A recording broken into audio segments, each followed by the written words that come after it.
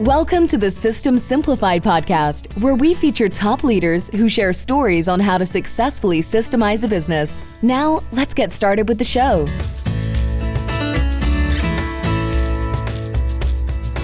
Hello, Adi Klevit here, the host of the System Simplified podcast, where I feature top founders, entrepreneurs, and thought leaders about systematizing a business. And today's episode is being brought to you by Business Success Consulting Group, where we create, document, improve, and implement processes and procedures so businesses can grow and thrive. And today's guest is Nick Loise. Hi, Nick. How are you? I'm doing very good. How are you doing? Oh, I'm doing wonderful. On this great day, and it's great to be a part of this show. I love everything that you're doing for entrepreneurs and small businesses. And I think especially the work you do on systems and processes, because most business owners don't think that way through. And everything you could do to help them improve their business and scale up, I think is phenomenal. And the best way to do that is through systems and processes. Absolutely. That's really spot on. That's exactly what we do. And that is, thank you for that. It's definitely a great endorsement that I agree with.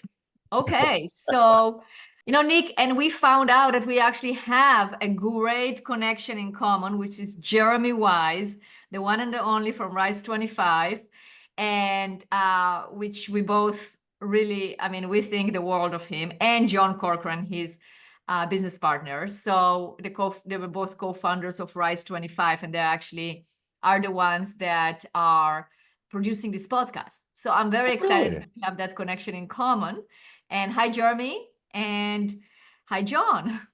I love Jeremy. I love John too. I know I've known Jeremy for a longer time, and we're both Chicagoans, so don't hold that against us. And I think the work they do at Rise 25 is phenomenal. And what a great model, and what a great work they do for entrepreneurs. And Jeremy's just such the nicest guy in the whole wide world. I get a text from him at least once, let's say a month, and it never ceases to it always makes me smile, usually makes me laugh, right? And it's usually thought-provoking. And he is a genuine guy and a great connector. And he just finished the Murph 75 Murph 100 challenge. And he's really taken his fitness to the next level. So I gotta work out with him and see if I keep up with him on his chin-ups and pull-ups. Wow, that's amazing. Wow. Okay. Well, Nick, but now we have to introduce you because you are the star of the show. So we're going to talk all about sales. I'm really excited. You are the author and co-author of several sales books, right? One of them is The Ultimate Guide to Managing Your Sales Team. Super important to have a good sales team and to be the right leader. And then the other one is Moving the Sales Needle for Business Owners. Wow, what a topic, right? Just listening to this name, you just want to read the book. Absolutely. And, your expertise is you're a founder of Sales Performance Team, which is a company created after you exit a private equity-owned marketing and sales education company. And you decided to do this in order to basically help entrepreneurs with their sales journey. Right. Anything you want to add on your bio, how you got there, your expertise, anything Sure. Yeah. So, first off, thank you for that. Great introduction. It's always humbling when you hear somebody read what you've done, right? And being from the Midwest, we're extra humble here. But I created the business plan for what is now Sales Performance Team, kind of flying back from a business trip from Milan, Italy. And I've been working, the company that you referenced, its name was GKIC, right? So in your audience, they're going to know who that is. Dan Kennedy's company. Jeremy actually was a member of ours. A lot of the people that you and I are connected on LinkedIn were members, right? Or kind of came through our audience. And one of the things that we found with all the work that we did, and prior to that, I owned a marketing agency, a digital marketing agency, and a direct response marketing agency. And we could get leads, right? And we could get the business owner to figure out lead generation. They understood copywriting. They got that better. The different sources for what we call in the industry top of the funnel. They all were able to kind of figure that out. But if they were real with us and they were real with themselves, what they found was they struggled with hiring salespeople and or hiring salespeople and having them be successful in their organization. And a lot of that was just simply because the owner intuitively knows how to sell the business, right? I was just having a conversation with an owner right before you and I got on the podcast, and they intuitively know that at 3 minutes in, if they get a specific question, they have to say something at 17 minutes, because if not, they're going to get an objection at 25, right? They just know the process. You could wake them up at 3 o'clock in the morning and they could probably close the sale, but they can't articulate that to the best of their ability and also document that. And you're passionate about sales and you're passionate about systems and processes. And so are we. And so we like really creating systematized sales processes. So we like to say, how do things get sold around here and how can we document them? Not that salespeople have to be rigid, because that will put their shackles up, right? They want to be free. They want to be able to go off the cuff, but they want to have a system and a process, and they want to have a guide rails to do that. And so that's what we do. That's what sales performance team did. That's why I created the company. We used to bring members in on and playbook out their entire sales process, right? So here's what your ad should look like for hiring. These are the keywords that you want to create. Here's your avatar for your salespeople. Now let's talk about building out your sales playbook. And so we systematized all of that for all these different industries that we would bring in. So I started the business and was blessed to have a good exit and also allow a lot of the people that we worked with became my customers and still are my customers to this day. And it really, our team takes the burden of managing the sales processes off founders and entrepreneurs, because they should be focusing on big things. They should be focused on strategic things and not the day-to-day interaction of what's going on in the sales team. How many dials did Nick make? What are the call recordings? Let's listen to those. All very, very important things. But entrepreneurs should act like the CEO of the business, or at sometimes the COO in the business, not be the sales manager of the business. And so we take that on for them on a fractional basis or a full-time basis, whatever the economics of their business is. And so, absolutely. No, that's very important, what you do. I'm just curious. You said so many things. Now I have so many questions. So let's talk about, the entrepreneur started a business. It's their business. They're passionate about it. They know it better than anyone else. When they show up, they're so convincing and have the certainty that they can close deals. I mean, that happens to me. It happens to you. It happens to all. I mean, the entrepreneurs out there are familiar with that concept. I mean, I haven't seen an entrepreneur yet that cannot sell, because selling is definitely not, a lot of people cannot sell, but those that started it like with really, well, take it back. I mean, maybe if you are like a really good in your profession, let's say a dentist, you don't always can sell your services, but the majority can sell. How do you make the transition from being the authority or the salesperson for this organization, for your company, to be able to actually transfer it to someone else? What will be some of your advice to those entrepreneurs that are listening to us right now and they go like, how do I do that? great question. Phenomenal question. And I think there's two different things. There's the tactical side of it, and we'll get to that. But there's the most important thing is the mindset side of it for the entrepreneur. So let's go with that first. And what I mean by that is no one is going to be as good as you are in selling your business. So realize that, right? Realize that you may have had, and listen, every entrepreneur I spoke to, every business owner I spoke to, their close rate's 100%. Well, maybe it is and maybe it isn't, but it's pretty high. And so, but realize that salespeople, especially in the beginning stages when you've hired a salesperson, they're going to struggle a little, right? They're going to bounce a little bit. They're going to say things as they're finding their own rhythm and processes that you would never say, or you would say it differently. And the worst thing you could do is run in as the firefighter to put out the fire and save them. But what you're going to do is you're going to decrease their morale. So you have to have the mindset of, okay, I realize that this is going to happen. Let me create the process and system, something that you're passionate about and you work with your clients about every day in the sales area, so that I set them up for success.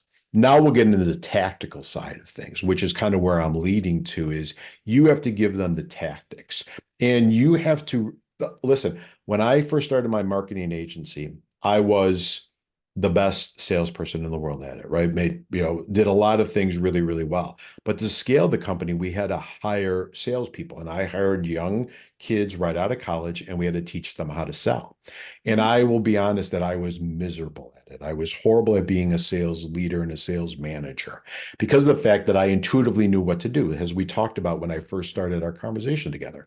So I had to kind of go into the library, and I live in Park Ridge, Illinois. I went to the library and just broke down my sales process to the minuscule, made the scripts almost user friendly and, like easy peasy, and just broke them down, and then created a training program so that way, bite-sized pieces, they could learn how to sell like we did. They could learn how to open up sales like I did, how to do discovery calls like I did, how to move into the close, how to deal with objections. But until you create those sales training programs and the processes and the systems, you're setting them up for failure, and you're also going to be disappointed, right? And you're going to say, well, I can never hire anybody, and that's not the right answer. That is like, I just have to interrupt you here because Please.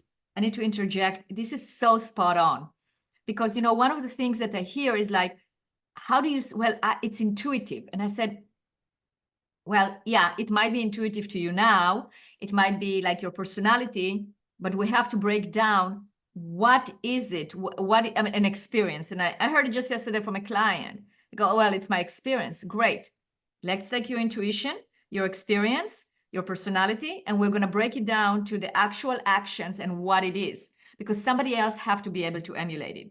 Maybe not your personality, maybe they're not going to speak as you do, but they need enough training and they need enough understanding of breaking it down to the different aspects that are successful, that got you to where you're at, and train them on it so they can then duplicate it. So I think that is for sure the number one step that you need to take in order to be able to pass that hat to somebody else. I think you have to almost go about it, if you have children, right? Teaching your child to ride a bike, right? You didn't get mad at them if they didn't ride the bike on the first trip, But you right? hope so. Some people do, so that's why you can't. There's those parents out there, but we're not.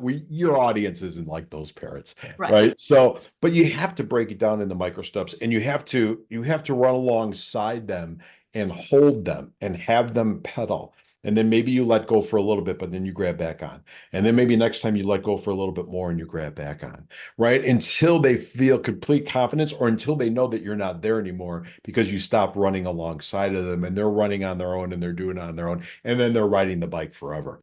And it's so critical to get the sales processes and systems, as we've talked about so many times here, down to that micro level so that the person has the confidence, right? Because a lot of times we want salespeople that we hire to be ready for the 400 level classes in the university. But sometimes they need the first level, 100 level classes and the 200 level classes before they get ready for the 400 level classes. And that's why the education system, right, wrong, or indifferent, and there's no political commentary on that, it's set up to be successful, just like the high school system is set up to be successful, because everything builds on itself. And that's the thing that you need to do when you're creating your sales process and training for your team. Right. So what are the components of a good sales training that you encountered throughout the years? Yeah, there are so many good ones out there. So there's not necessarily a system, but the components, like the components. Yeah. So I think the first component you're going to do is you're going to focus on teaching your salespeople everything you know and everything there is about your customers, about your avatars, your ICPs, whatever phraseology you're going to use. So you're going to focus deep on that. Who are they? What keeps them up at night? What's going on in their lives? What really drives and motivates them, right? So it's the audience or the customer education. And you may have a bunch of different ideal customer profiles, right? Target markets, whatever phraseology you want to use. So you got to train them on all of that, right? And just have them understand a day in the life in their world. Next, you're going to go through the problems. What are the problems that everybody's facing, micro and macro, right? And then where does our solution fit into those problems, right? So now we're going to get to the pain, right? And so you got the target market and the audience, right? The customer. Now you got what's going on in their world. What are the problems? And then third, you're going to go into what's our solution and how does our solution fit in? And what's all the whistles and bells in our solutions, right? The features and benefits and all of that. But now that's the best. That has to happen. Then you get into the blocking and tackling of sales, right? The tactical things of sales that you have to do. You have to be very good at building rapport. You have to be very good at discovering and finding out where the pain is. You have to be very good at asking for the order or the close. You have to be very good on dealing with objections or questions and knowing the difference between objections and questions and what to do with some and what not to do with some, right? So that's the blocking and tackling of sales. And then there's this sales management, SOPs, things that you have to do to be successful in our system, update the CRM, all the good stuff that's out there. So, and follow-up, which is really important. I mean, you do have to know what the CRM and how to operate it, because the follow-up is really where it is part of making this sales successful, is having a good follow-up system and a good mind. I mean, the CRM is like your mind, like reminds you about who the person is, reminds you to call them, reminds you to communicate. Absolutely. It's so smart about that, Eddie. And I think we're talking to business owners, their asset, they believe a lot of times is their IP, right? And it is, or their brick and mortar, or their machinery if they're in the manufacturing thing. But also their asset is their CRM, is their database, right? How robust is it? How much information do we have, not only about our customers, but prospects and everything? And so when you are thinking about an exit, if you are as a business owner, that needs to be part of that, because who are you going to buy if you're looking at two specific businesses? I have a business that does XYZ, and I have businesses that does XYZ, but they have a database of 30,000 people, and they have so much customer records that, it is so robust. So really the best asset, I'm trained as a direct response marketer, right? I'm trained by Dan Kennedy. Your list or your CRM is one of the most important assets that you could possibly have. So making sure that that is built up every day. And salespeople are the worst at it, right? I don't know why, but they are. Maybe it's a gene or a character flaw, but you just got to instill in that each and every day. And you said something very spot on. Follow up. I mean, right now we are seeing it's taking more and more and more touches to get deals to close, just because of what's going on in the marketplace, what's going on in the macroeconomics and the microeconomics of all the industries that we work in. We have the benefit of working in 15 different industries, but as we get closer and closer and closer to different segments of the calendar, deals freeze up, right? So you have to realize that and have really, really, really good patience and phenomenal follow-up. Absolutely. Give us some, tricks and tips, if you would, about what do you consider as good follow-up? Like what works for you? What do you teach your clients? Yeah, so great question. First off, so spot on. So I think the first thing is you got to know you got to go deep, right? And you got to go fast and furious. Second thing is, what are the things I see is that— When you say go deep, what do you mean? I'm going to go into that. But okay. So one of the things I mean is that many times, especially if you're selling to corporations, right, or multi-tiered buyers, there are multiple people that could torpedo the deal, say yes or say no to it. And by going deep in the organization, you are marketing to all of those people and you're following up with all those people. Maybe not in the way that you're following up with your stakeholder or the person that brought you in, but everybody needs to be communicated with. So an example, one of the tips and tricks that we teach is, usually most organizations have Slack, right? Or G Chat or something like that. Teams, yeah. And so we always say, hey, listen, part of our process is we're going to be asking you for information. We want to, be able to communicate with you. What's the best way to get a hold of you? We got your email, we got your cell phone. Why don't you also give me your Slack? Because we're on Slack just like you are all day long. And so now once I got the Slack, I could also go within the entire organization and Slack message them. Next thing we're going to do is realize— How do you do that though? I mean, you just have them add you to their Slack. You just have them added too. And then now I could start direct. Now, once I'm inside somebody's Slack, I could start direct messaging other people. Now I'm not going to abuse it because that's going to shut down the deal. But it's going to allow me to be what's on your screen right now.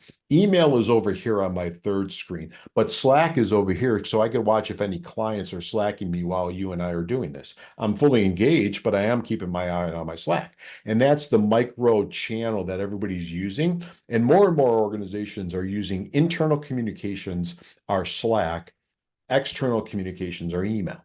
So if I am on Slack, I'm part of the team. I'm internally communicating psychologically. That's one trick that people could use.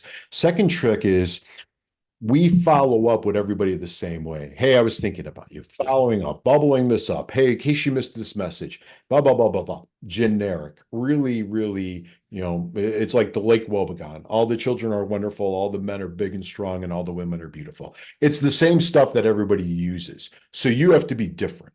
And so you got to be different. One is use video, right? Hey, I was thinking about you. I know we haven't connected a long time. That's my fault. I've been so busy helping my customers, but I just wanted to know I was thinking about you while I was at XYZ or while I was at this trade show. And I just, wanted to shoot you a quick message. Breakthrough. Our good friend Jeremy Weiss, who we were just talking about, that is one of the masters at following up, right? Hey, the kids and I were just on vacation and I was thinking of you.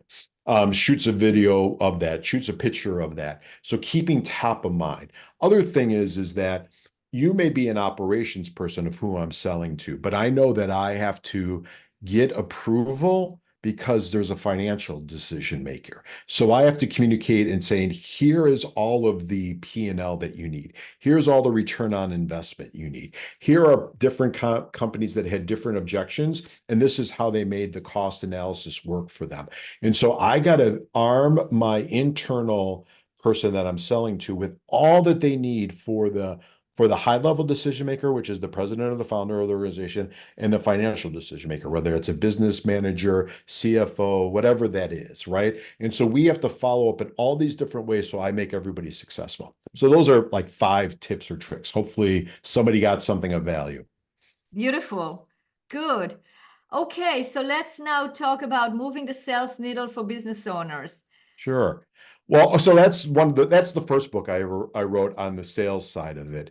And it's really the sales process, right? So it's a lot of the stuff that we talked about here. How do you open up, right? How do you break down your sales process so that your sales team knows what to do, why they do it? So what does building rapport look like? What does discovery look like? What does closing look like? What does objection handling and question handling look like? And what is follow-up systems, right? So that's the breakdown of our sales process. Listen, all sales processes, if they work, are great. If they don't work, they need to be improved. And so what we've done is just saying, hey, listen, as you can see behind me, those are just the sales books. Then there's the marketing books. Then there's the marketing and sales books. I say the fun books are downstairs on the first floor. These are all the boring books, which are the sales and marketing books. But you have to have a system. You have to have a process. That's our system and process for creating a sales process for your organization. Yeah, great. And again, it's the word process. You got to have well-documented processes and procedures. That is a key. And I think you really made your point on that one, that's what's needed. And as you said, if you have that process dialed in and you actually get the founder not being the salesperson anymore, or make it can be replicated by hiring new salespeople, you're actually making an impact on the exit, on the value of the business. Right. You're spot on with that. And that's one of the driving forces of what I do. And I really appreciate you bringing that up because that's so critical. Listen, most of the business owners that I deal with, their number one asset is their business, right? And they love it just like they love their children and their family and their pride and joy. But it's part of their exit strategy of selling that business, right? And in 2020, when I first started, which was at the throes of COVID, a lot of business owners were like, I just don't know if I have the ability to rebound if my business gets decimated again, because maybe they made through the financial crisis of 2008, 2009, and now they have to do it again. That's why I'm passionate about what I'm doing, is just really increasing enterprise value for really the backbone of every community and every economic driver, which is small to mid-sized businesses. And I want to help them by driving sales and helping them have a sales team that drives sales. So when they exit, they maximize their value. Right. And then the sales machine is there for the new owner. It does not go away. So that is a lot of value right there. Because if the sales team, there is a sales team, they are trained, and you have the training material like you were describing, then the business definitely has value.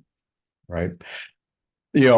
I think that we hit it. It is so important. I'm looking at a couple different businesses. Don't know if I will buy one or not, and I'm looking at a couple different marketing firms. And one of the things one seller showed me their documented sales system. Good, bad, or indifferent, I'm not judging it. I've looked at 5 other firms, and when I ask that question, they don't have anything, right? And so that business is standing out, and they may be a little bit more. Maybe they're going to get extra point. So maybe it's not 1 times earning, it's 1.5 or 2 times earnings, but they have systems, and I'm so impressed by their systems and processes, which I know you are driven by that.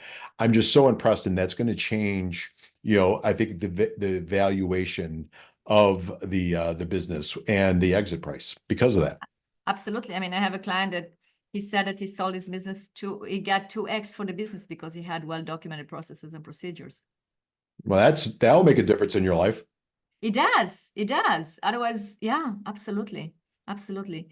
Nick, you're so knowledgeable, and our listeners are probably going like, how do I get a hold of Nick? So what's the best way to get a hold of you? Well, so thank you for that.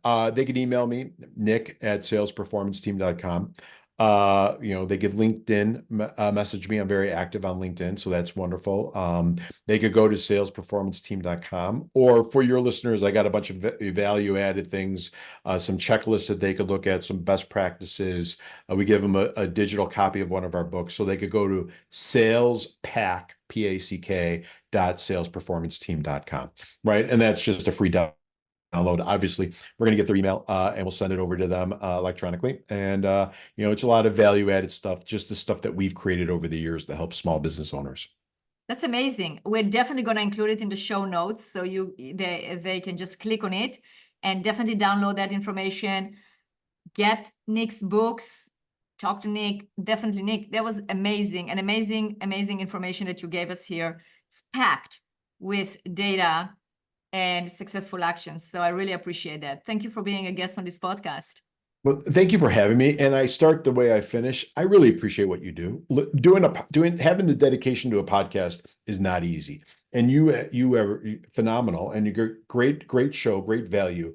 And what you talk about is so important for business owners. So thank you for the entrepreneur community. Thank you for being what you do. And thank you for being such a great consultant for them.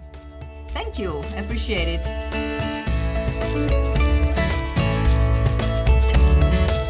Thanks for listening to the System Simplified podcast. We'll see you again next time, and be sure to click subscribe to get future episodes.